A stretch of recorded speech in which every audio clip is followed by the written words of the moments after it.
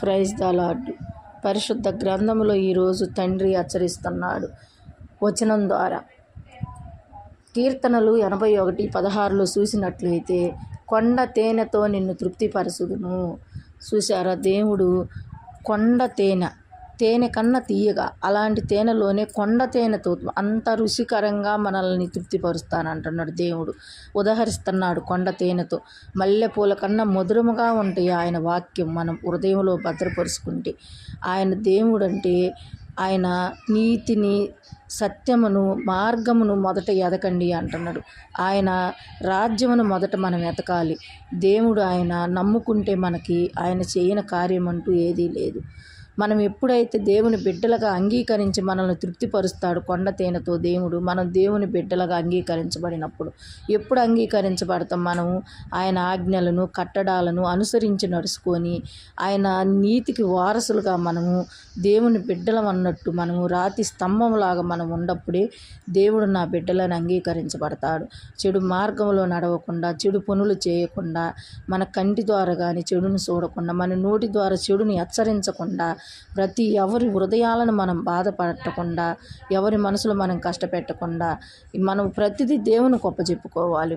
మనల్ని ఎవరైనా కష్టపెట్టినా దేవుని మీద భారం వేయాలి. నీవే చూసుకయ్యా, ఇదిగో చూస్తున్నావుగయ్యా అనాలి. మనం చెప్పకముందే దేవుడు చూస్తుంటాడు, ప్రతిదీ చూస్తుంటాడు ఆయన ఏ చెట్టో ఏ రాయో కాదు దేవుడు మౌనంగా ఉండటానికి. ప్రతి విషయంలో దేవుడు మనల్ని, నా బిడ్డలు ఏం చేస్తున్నారు, నా బిడ్డల్ని ఎవరేమంటున్నారు, నా బిడ్డలకి ఈరోజు ఏ కష్టం వచ్చింది, ప్రతి విషయం చూస్తూ ఉంటాడు దేవుడు. మన కష్టంలో ఉంటే దేవుడు సంతోషించడు. నా బిడ్డ అని దేవుడు బాధపడతాడు. నా బిడ్డ బాధపడితే దేవుడు కూడా బాధపడతాడు, తండ్రి కూడా బాధపడతాడు. తండ్రి మన తండ్రులన్నా, సొంత తల్లిదండ్రులన్నా మనల్ని వదిలేస్తారేమో కానీ ఆయన మాత్రం మనల్ని, యేసయ్య మాత్రం వదిలేయడు.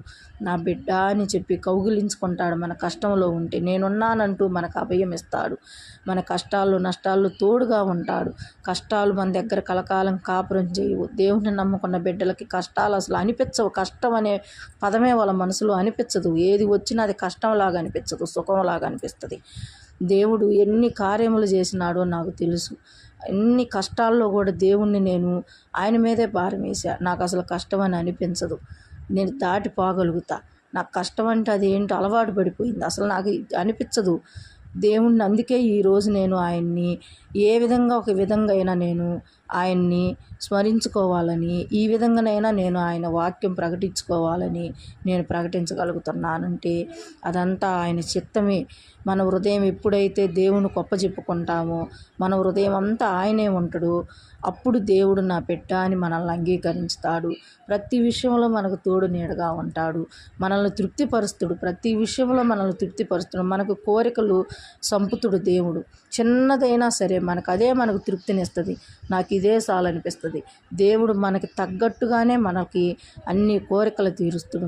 మనకు తగ్గట్టుగానే ప్రతి విషయంలో తోడుగా ఉంటారు. మనం చేసే పనుల్లో కానీ, ఉద్యోగంలో కానీ, వ్యవసాయంలో కానీ, మన బిడ్డల విషయంలో కానీ మనకు తగ్గట్టుగా దేవుడు అన్నిటికీ తోడుగా ఉంటాడు. ప్రతి నిత్యం నా బిడ్డ అని తండ్రి కాపాడుకుంటూ ఉంటాడు. తల్లి తండ్రి అయినా మనల్ని మరుస్తారేమో కానీ ఆయన మనల్ని మరవడు. మనం ఆయన తర్వాతనే మనం తల్లిదండ్రినైనా ఎవరినైనా సరే మనం ఏ విధంగానైనా ఒక స్నేహితుల్లాగా, ఒక తండ్రిలాగా, ఒక దేవుళ్ళలాగా ప్రతి విషయంలో మనం ఆయన్ని, యేసయ్యని మనం కొలుసుకుంటే అంతకన్నా భాగ్యం మనకేమీ లేదన్నమాట.